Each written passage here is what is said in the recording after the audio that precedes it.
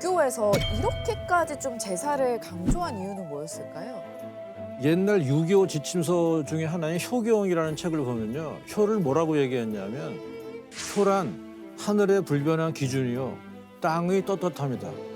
라고 하면서 효의 기본을 우주 원리로까지 승화시킬 정도였어요. 돌아가신 조상을 공경하는 형식이 바로 제사라고 하는 모습으로 나타난 것이죠. 그리고 또 하나가 있는데요. 당시 조선 사람들이 볼 때 세상의 중심이 어디였겠어요? 중국이죠. 중국 것을 따르는 게 곧 문명화의 길이라고 믿을 수밖에 없는 환경이었던 것이죠. 요즘 말로 바꿔 말하면 조선 버전의 국제화 정책이라고 할 수가 있어요. 그 과정에서. 네. 그래서 나라에서는요 사대부들이 사당을 짓고 제사를 지내는 등의 그 유교적 예법을 잘 지키고 나아가서 유교사의 모범이 되길 바란 겁니다. 자 그런데요 그 과정에서요 예상치 못한 문제가 생겨요. 자 대체 무슨 일일까요? 조선 초에 사대부들이 말을 잘 안 들어. 왜요? 처음에 사당 짓는 속도도 더디고 제사 지내는 것도 잘 안 따른 거예요. 왜였을까요? 해본 적 있어요. 어색하니까 본인들도. 그렇죠. 그러니까 살던 풍습을 바꾸는 이게 쉬운 일이 아니에요, 이게. 그렇죠. 그럼요. 아니 아침 늦게 일어나신 조난한테 새벽 4-5시 일어나가지고 아버지한테 저기 물 따라 드리고 문안 인사 올려 하실 수 있습니까? 아니 저는 이거는 평생 하기가 힘들 수도 있어요. 그러니까 예? 평생? 네, 왜냐면 그렇게 극단적으로- 왜냐면 그 새벽에 일어나는 게 정말 힘들어요. 깨워줘야 저는 일어나는 편이라서. 그러니까요. 쉽지 근데 않죠. 쉽지 않았을 그렇죠. 것 같아요. 게다가 고려 시대까지만 해도 대부분은요 절의 위패를 모셨고요 제사는 집에서 안 지냈거든요.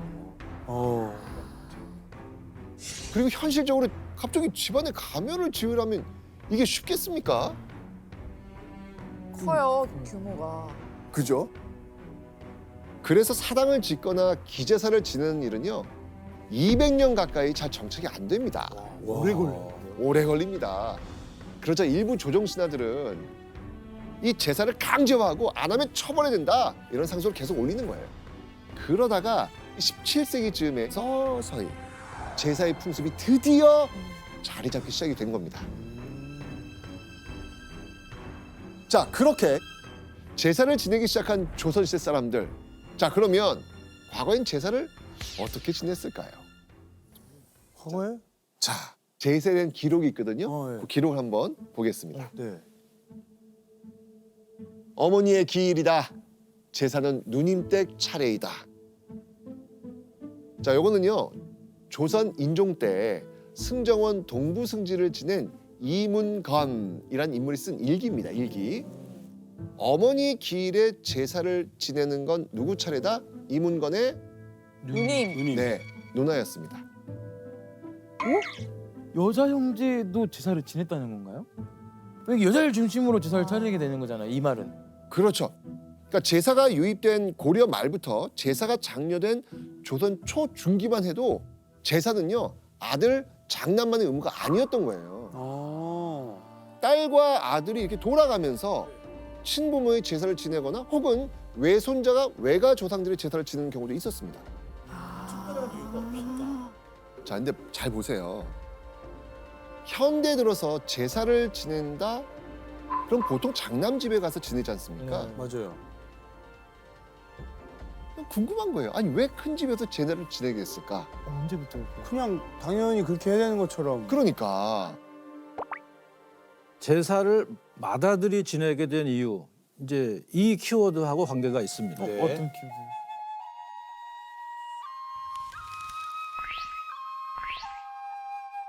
부계.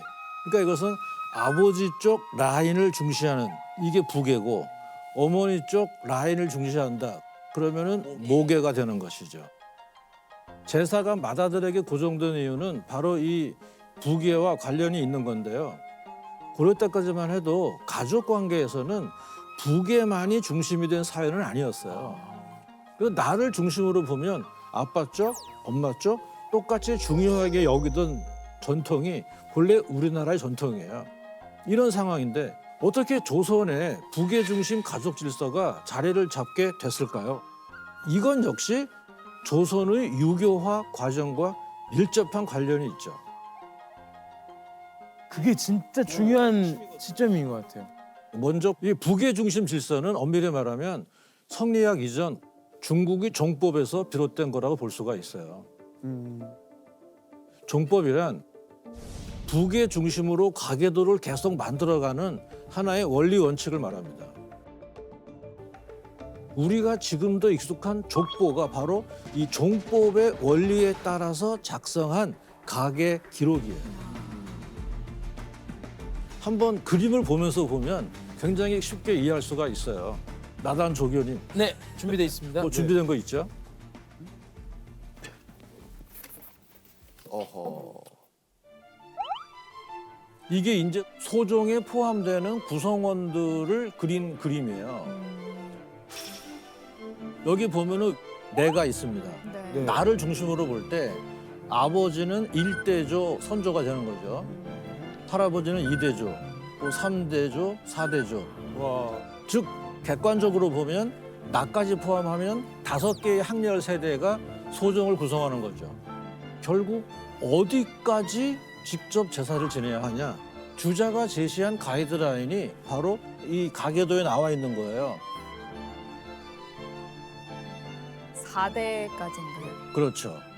그러니까 이제 뭐 사촌, 육촌, 팔촌이 가장 가까운 가족 구성원 근친입니다.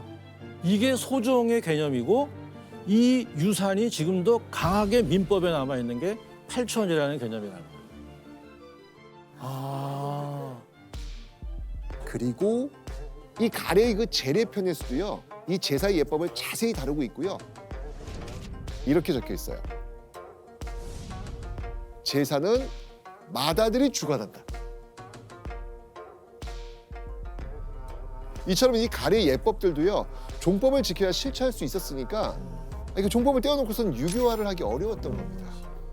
특히 17세기쯤에 이 유교화름이 굉장히 거세게 불거든요. 그러면서 제사는 뭐 절대적으로 맏아들의 의무가 됩니다. 자, 그러면 요즘 제사를 바라보는 인식은 어떨까요? 요즘이요. 요즘. 뭐 SNS 같은데 뭐 제사에 대한 의견 얘기할 때 제사를 하고 하려고 하다가 산 사람 잡겠다 막 이런 거에 대한 공감이 엄청 많은데 마음이 있으면 되지 꼭 그걸 막 절차대로 막 다 해야지 조상님이 도와주고 뭐 이런 건 아니지 않을까 뭐 그런 생각하는 거죠 저도. 자, 최근 한 설문조사에 따르면요. 제사를 지낼 생각이 없다라는 응답이요.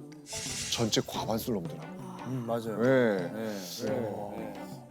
자, 그래서 어느 부분이 힘든지 뭘 개선해야 할지에 대한 설문조사를 한번 보시겠습니다.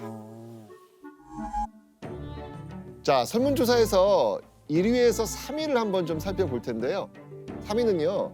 남자도 같이 제사 준비를 하자라는 어떤 그런 겁니다. 2위는 이제 형식의 간소화예요.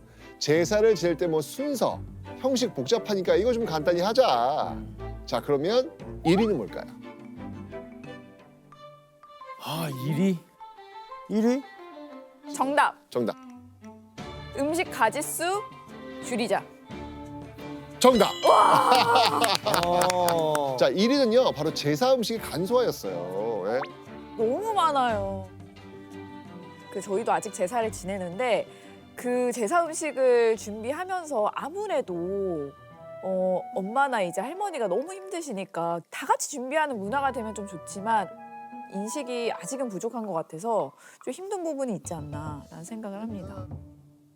옛날에 저희 집 같은 경우에도 제사를 지낼 때 여성분들이 음식 다 만드시잖아요. 근데 여성분들은 절을 못 해요. 네, 제외입니다. 남자들만 절합니다. 이런 그런 게 문화들도 있어. 있었어요. 근데 음식 다 같이 만들었는데 이제 저는 절은 따로. 남자. 네, 일은 열심히 하고 참석은 못 하고. 네, 그런 문화들도 전 경험했어요. 교수님 그러면 이런 규칙들이 다 가래에 나와 있는 거예요? 그렇죠. 주자의 가래에는 제사를 지내는 예법에 대해서 세세히 적어 놓았어요. 사당 앞에서는 어떤 순서로 도열을 해야 하고 음식을 어떻게 올려야 하고 이런 것들이 아주 세세하게 적혀 있어요. 한번 우리가 조금 더 디테일하게 들어가서 주자 가래에서는 음식을 어떻게 차리라고 했을까? 한번 확인해 보겠습니다. 자, 이게 지금 가래에 나와 있는 그 제사상 차림인데요.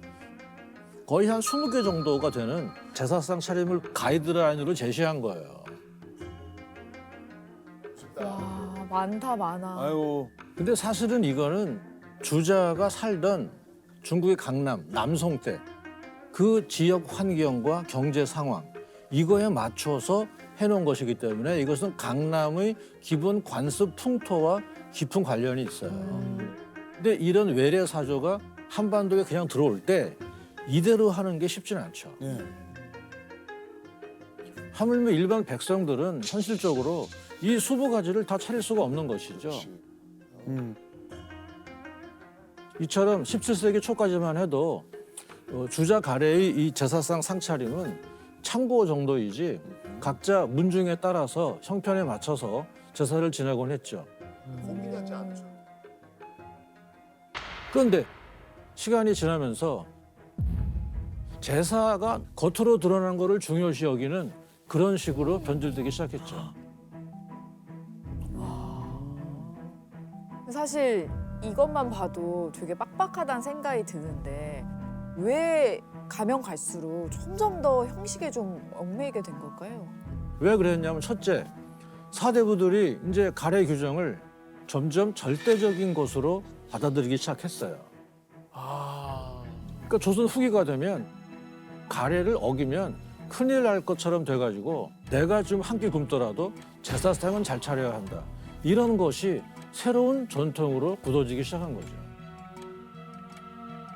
그 굳어진 게 지금까지 이어지고 있는 거죠. 아, 그래요. 그 여파가 지금도 남아 있는 거고요. 네. 두 번째 이유도 있는데요. 이것은 뭐냐면 효의 본질에서 약간 벗어나서 그 조상을 빌미로 현재 나를 과시하기 위한 우리 집안을 드러내기 위한 그런 쪽의 기능도 상당히 강했어요. 어떻게 제사가 그렇게 변질됐을까요? 왜냐하면 조선시대 후기에 가면 양반이 아닌 사람은 양반 행세를 하고 싶은 욕망이 있잖아요. 그러다 보니까 양반들이 주로 하는 생활 관습을 내가 카피하는 거거든요. 네. 그거를 내가 드러내서 실천할 수 있는 제일 좋은 무대가 제사예요. 오늘날도 이런 사회 모방 심리가 있죠. 어떤 명품 자켓이 크게 유행한다 그러면 맞아요. 내 경제 형편에 맞지 않는다 해도 무리해서라도 그거를 내가 삼으로 해서 뭔가 좀 나도 좀 그 축에 낀 것 같은 맞아요. 이런 심리하고 똑같은 거죠. 아니, 제가 지금 사실 속으로 그 생각했어요. 지금은 이제 SNS나 이런 걸 통해서 다른 사람이 뭐 하는지 보지만 그 옛날에는 그런 게 없으니까 제사 때 온 가족 안 보던 사람까지 모이니까 주변 사람 눈을 의식하면서 그렇죠. 점점 과해진 것 같아요. 오늘 저쪽은 이 음식이 나왔어. 우리도 무조건 저거 구해야 돼. 이렇게. 네. 그러니까 뭐 그 당시 샤인머스켓 없었겠지만 여기 제사집에 샤인머스켓 올린 순간 동네방네 우와 여기 효 최고다. 이렇게 어려운 걸 구했어 이러면서 그다음에 옆에 집에서 저 집엔 샤인머스켓 했는데 우리 집에 일하고 못해? 이러면서 그렇죠. 구해와 이러면서 야 이런 문화가 된 거구나. 근데 여러분, 그 주자가 가래의 재래 부분에서 각종 예법을 적어놨다고 했잖아요. 네. 그런데 주자가 예법과 함께 꼭 알아두라고 적어놓은 정말 중요한 말이 있어요. 그게 뭘까요, 그게? 이건 현대를 사는 우리도 기억하면 좋겠다는 생각이 들어서 한번 준비해 봤는데요. 네. 조교분께서 한번 그 가래책에 적힌 내용을 읽어주실래요? 제사는 사랑하고 공경하는 정성을 다하는 것만이 중요할 뿐이다. 가난하면 집에 있고 없음에 맞게 한다. 잠깐만 그럼 이 말을 아무도 안 읽은 거예요 혹시? 그 가래에서는 제사를 지내는 데 있어서 형식이나 음식 가짓수보다 중요한 건 조상을 향한 마음이라는 거를 분명히 하고 있거든요. 사실 제사에는 조상에게 효를 다하는 것과 함께 정성을 다하면서 후손의 복을 빈다는 뜻도 담겨 있어요. 지금도 왜 우리가 조상한테 뭐 제사하고 하면서 아들, 딸 잘 되게 해달라고 마음속으로 빌 수는 있잖아요. 맞습니다, 맞습니다. 다만 남들보다 더 잘해야 한다는 부담감, 그리고 맞지 않는 예법을 억지로 지켜야 한다는 압박감, 이런 점들 때문에 누군가의 일방적인 희생을 꼭 필요로 하는 전통이라면 그거는 미풍양속은 저는 아닌 것 같아요. 그러니까 조상을 향한 진정성은 간직하되 현대 사회에 맞게 형식이나 이런 거는 좀 바꿀 필요가 있다. 그렇게 보는 거죠.